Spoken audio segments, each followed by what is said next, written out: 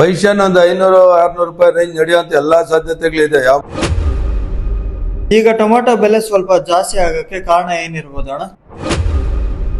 ಈ ಬೇಸಿಗೆ ಕಾಲಕ್ಕೆ ಯಾವ ತಳಿ ನಾಟಿ ಮಾಡಿದ್ರೆ ಸೂಕ್ತ ಅನ್ಸ್ಬೋದು ಅಣ್ಣ?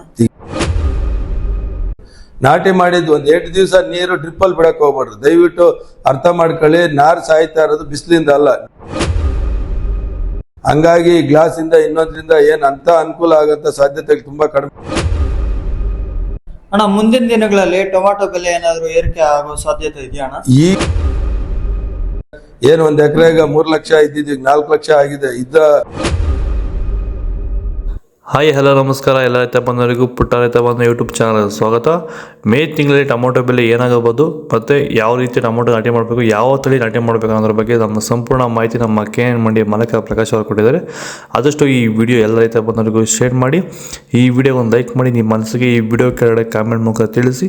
ಆದಷ್ಟು ಈ ವಿಡಿಯೋ ಎಲ್ಲ ರೈತರಿಗೂ ಶೇರ್ ಮಾಡಿ. ಜೈ ಜವಾನ್ ಜೈ ಕಿಸಾನ್. ಈಗ ಬನ್ನಿ ನಮ್ಮ ಪ್ರಕಾಶ್ ಅವರು ಏನು ಹೇಳಿದ್ದಾರೆ ಅಂತ ಕೇಳೋಣ.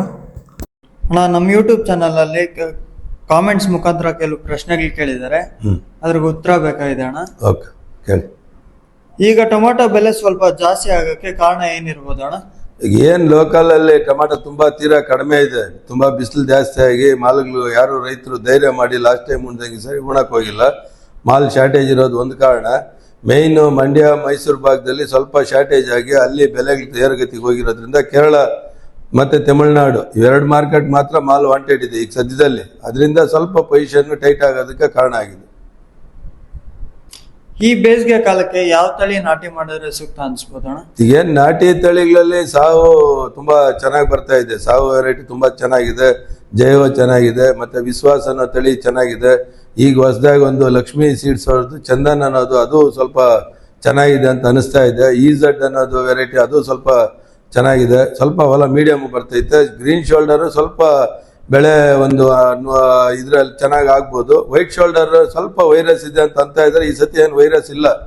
ಎಲ್ಲಿ ಸಾವು ನಾನು ಗಮನಿಸಿರೋ ಪ್ರಕಾರ ಯಾವ್ದ್ರಲ್ಲಿ ವೈರಸ್ ಕಾಣಿಸಿಲ್ಲ. ಸಾವು ಬೆಳೆಗಳು ಚೆನ್ನಾಗಿದೆ. 80% ಎಲ್ಲ ಸಾವಾಗ್ಲಿ ನಾಟಿ ಮಾಡ್ತಾ ಇದ್ದಾರೆ. ಇನ್ನೊಂದು 20% ಬೇರೆ ಬೇರೆ ವೆರೈಟಿಗಳ ಮೇಲೆ ಇದ್ದಾರೆ. ಮತ್ತೆ ಸೀಡ್ ಬಂದ್ಬಿಟ್ಟು ಏನು ಚಾಂಪ್ 33 ಅದು ಈಗ ಚೆನ್ನಾಗಿ ಬಂದಿದೆ. ಲಾಸ್ಟ್ ಸ್ವಲ್ಪ ಮೆತ್ತು ಬರ್ತಾ ಇದೆ. ಮತ್ತೆ ಈ ಅಂಬರೀಷ್ ಅನ್ನೋ ವೆರೈಟಿ ಸೀಡ್ ವೆರೈಟಿ ಅದು ತುಂಬಾ ಚೆನ್ನಾಗಿದೆ. ಅದು ಸೀಸನ್ ವೆರೈಟಿ. ಇನ್ನೂ ಅಂಬರೀಷ್ ವೆರೈಟಿ ಯಾವುದು ಬರ್ತಾ ಇಲ್ಲ ಮಾರ್ಕೆಟ್ಗೆ. ಅದು ಸ್ವಲ್ಪ ಚೆನ್ನಾಗಿದೆ. ಅಂಬರೀಷ್ ಕೂಡ ಸೀಡ್ ಅಲ್ಲಿ ರೆಕಮೆಂಡ್ ಮಾಡ್ಬೋದು. ಈಗ ನಮ್ಮ ಮಾರ್ಕೆಟ್ ಇಂದ ಯಾವ ಕಡೆ ಪಾರ್ಸಲ್ ಹೋಗ್ತಿದೆ ಅಣ್ಣ? ಇಲ್ಲ, ಈಗ ಎಲ್ಲೂ ಬೇರೆ ಕಡೆ ಎಲ್ಲೂ ಹೋಗ್ತಾ ಇಲ್ಲ. ಕೇರಳ ತಮಿಳುನಾಡು ಮಾತ್ರ ಹೋಗ್ತಾ ಇದೆ. ಲೋಕಲ್ ಅಲ್ಲಿ ಹೋಗ್ತಾ ಇದೆ. ಬೇರೆ ಸ್ಟೇಟ್ ಅಲ್ಲಿ ಎಲ್ಲಾ ಕಡೆ ಟೊಮಾಟೊ ಐತೆ ಇನ್ನು. ಅಣ್ಣ, ಈಗ ನಾಟಿ ಮಾಡುವಂತ ರೈತರಿಗೆ ಏನ್ ಮಾಡಿದ್ರೆ ಟೊಮೆಟೊ ನಾರು ತಡೆಯುತ್ತೆ ಅಂತ ಅನ್ಸುತ್ತೆ ಅಣ್ಣ? ಈಗ ಏನ್ ನಾಟಿ ವೆರೈಟಿ ಅಂದ್ರೆ ಕ್ವಾಲಿಟಿ ಇರ್ತಕ್ಕಂಥ ನಾರು ತಗೊಂಡ್ಬರ್ಬೇಕಾಗತ್ತೆ. ನರ್ಸರಿ ಕ್ವಾಲಿಟಿ ನರ್ಸರಿಯಲ್ಲಿ ನಾರು ತರಬೇಕಾಗತ್ತೆ. ಕರೆಕ್ಟಾಗಿ 30 ದಿವಸ ಆಗಿರ್ಬೇಕು. ನಾರು ತಗೊಂಬಂದು ಒಂದು 4 ರಿಂದ 5 ದಿವಸ ತೋಟದ ಹತ್ರ ಇಟ್ಕೊಳ್ಳಿ. ಸ್ವಲ್ಪ ಕರ್ಡ್ ಬಂದು ವೈಟ್ ಬರಬೇಕು. ನಾರು ಎತ್ತಿದಾಗ ತುಂಬಾ ಬೇರೆಲ್ಲ ವೈಟ್ ಬಂದು ಮೇಲಕ್ಕೆ ಬಂದಿರ್ಬೇಕು. ಅಂತ ನಾರನ್ನ ನಾಟಿ ಮಾಡಿ. ನಾಟಿ ಮಾಡಕ್ ಮೊದಲು ನೀವೇನ್ ಮಾಡ್ಬೇಕು, ಬೆಡ್ ಚೆನ್ನಾಗಿ ನೆನ್ಸ್ಕೊಂಬಿಡಿ. ಫಸ್ಟ್ ಬೆಡ್ ನೆನ್ಸ್ಕೊಂಡ್ಬಿಟ್ಟು ಬೆಡ್ ನೆಂದಿದ್ದಾದ್ಮೇಲೆ ನೀವು ನಾರು ಬೆಳಗ್ಗೆ ಟೈಮ್ ಆಗ್ಲಿ ಸಂಜೆ ಟೈಮ್ ಆಗ್ಲಿ ನಾಟಿ ಮಾಡ್ಕೊಳ್ಳಿ. ಯಾಕಂದ್ರೆ ಬಿಸಿಲಲ್ಲಿ ನಾಟಿ ಮಾಡಕ್ ಹೋಗ್ಬೇಡ್ರಿ. ನಾಟಿ ಮಾಡಿದ್ದು ಒಂದ್ 8 ದಿವಸ ನೀರು ಡ್ರಿಪ್ಪಲ್ಲಿ ಬಿಡಕ್ ಹೋಗ್ಬೇಡ್ರಿ. ದಯವಿಟ್ಟು ಅರ್ಥ ಮಾಡ್ಕೊಳ್ಳಿ, ನಾರು ಸಾಯ್ತಾ ಇರೋದು ಬಿಸಿಲಿಂದ ಅಲ್ಲ. ನೀವು ನೀರು ಜಾಸ್ತಿ ಹಾಕಿ ಡ್ರಿಪ್ಪಲ್ಲಿ ಯಥೇಚ್ಛವಾಗಿ ಒಣಗ್ಬಿಡ್ತೈತೆ ಅಂತ ನೀರು ಬಿಡ್ತಾ ಇದ್ರೆ ಆ ನೀರು ಚೆನ್ನಾಗಿ ಕುಡಿದು ನಾರು ಸಾಯ್ತಾ ಇದೆ. ಬೇಕಾದ್ರೆ ನೀವು ಟೆಸ್ಟ್ ಮಾಡ್ಬೋದು. ಬುಡದಲ್ಲಿ ಸತ್ತೋಗಿರ್ತೈತೆ, ನೀರು ಬಿಟ್ಕೊಂಡ್ಬಿಟ್ಟಿರ್ತೈತೆ. ಹಂಗಾಗಿ ನೀರಿಂದಾನೇ ನಾರು ಸಾಯ್ತಾ ಇರೋದ್ರಿಂದ ನೀವೊಂದು 5 ರಿಂದ 6 ಸತಿ ನಿಮ್ಮ ಅನುಕೂಲಕ್ಕೆ ತಕ್ಕಂಗೆ ಟೈಮ್ ನೋಡ್ಕೊಂಡು ಒಂದು ಕಾಫಿ ಲೋಟ ಅಷ್ಟು ನೀರು ಒಂದು ವಾರ ಬಿಟ್ಕೊಂಡ್ರೆ ನಾರು ಚೆನ್ನಾಗಿ ಅಂಟ್ಕೊಂಡ್ಬಿಡ್ತೈತೆ. ಒಂದು ನಾರು ಕೂಡ ಫೇಲ್ಯೂರ್ ಆಗೋಂಥ ಸಾಧ್ಯತೆಗಳು ಇರೋದಿಲ್ಲ. ಟೆಸ್ಟ್ ಮಾಡಿ ನೋಡಿ ನೀವು. ಈಗ ಮತ್ತೆ ಏನು ಬಿಸಿಗ ಸಾಯ್ತಾ ಇದೆ ಅಂತ ಹೇಳ್ಬಿಟ್ಟು ಗ್ಲಾಸ್ ಹಾಕೋದು ಇನ್ನೇನೋ ಹಾಕೋದು ಅದರಿಂದ ಬಿಸಿ ಅಲ್ಲ. ಅದು ಬಿಸಿಗೆ ಏನೂ ಆಗೋದಿಲ್ಲ. ಪೇಪರ್ ಹಾಕಿರೋ ಉದ್ದೇಶನೇ ತೇವಾಂಶ ಹಿಡ್ಕೊಡ್ಲಿ, ನಾರು ಚೆನ್ನಾಗಿ ಅಂಟ್ಕೊಂಡ್ಲಿ, ಬ್ಲೈಟ್ಸ್ ಎಲ್ಲ ಬರ್ದಿರ್ಲಿ ಅನ್ನೋ ಉದ್ದೇಶಕ್ಕೆ ಪೇಪರ್ ಹಾಕಿರೋದು. ಹಂಗಾಗಿ ಗ್ಲಾಸ್ ಇಂದ ಇನ್ನೊಂದ್ರಿಂದ ಏನ್ ಅಂತ ಅನುಕೂಲ ಆಗಂತ ಸಾಧ್ಯತೆಗಳು ತುಂಬಾ ಕಡಿಮೆ ಇದೆ. ನೀರ್ ಕಡಿಮೆ ಮಾಡ್ಕೊಂಡ್ರೆ ನಿಮ್ಗೆಲ್ಲ ಅನುಕೂಲ ಆಗತ್ತೆ. ಆಮೇಲೆ ನಾರು ಅಂಟ್ಕೊಂಡ್ಮೇಲೆ ನೀರ್ ಬಿಡಿ. ಅಂದ್ರೆ ಇವಾಗ ದಿನದಲ್ಲಿ 2 ಸರಿ 3 ಸರಿ ಥಂಡಿ ನೀರ್ ಬಿಡಿ. ಬಿಸಿಲಲ್ಲಿ ನೀರ್ ಬಿಡಕ್ ಹೋಗ್ಬೇಡ್ರಿ. ಆಟೋಮೆಟಿಕ್ ಆಗಿ ಅಂಟ್ಕೊಂಡ್ಬಿಡ್ತೈತೆ. ಒಂದು 20 ದಿವಸ 25 ದಿವಸ ಸಸಿ ಆದ್ಮೇಲೆ ನೀವು ಇಸಾಬಿಯನ್ನ ಒಂದ್ಸರಿ ಟ್ರೆಂಚಿಂಗ್ ಮಾಡ್ಬಿಡಿ. ಅಂದ್ರೆ ನಾರ್ಗಾದ್ರೂ ಬಿಡ್ಬೋದು, ಇಲ್ಲ ಡ್ರಿಪ್ಪಲ್ ಆದ್ರೂ ಬಿಡ್ಬೋದು.